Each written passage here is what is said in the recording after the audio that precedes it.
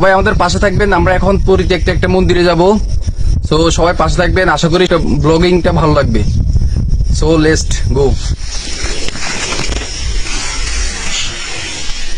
মন্দির এখন ঠাকুরের আপনাদের কি কিরকম ভয় লাগে যে মিথ্যা কথা বললে কি হয়? মিথ্যা কথা বললে আপনার সমস্যা হবে যাইতে যাতে।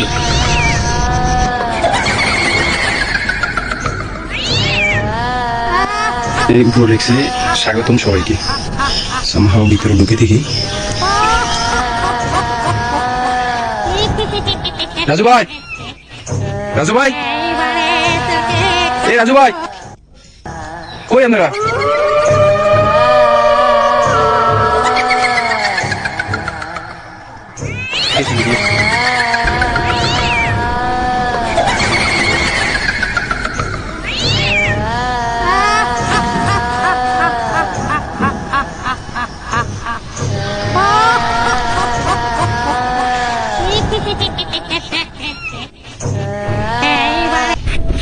সো গাইস, ভিতরে ঢোকার পর অনেক ভয় পেয়েছি, অনেক ভয় পেয়েছি।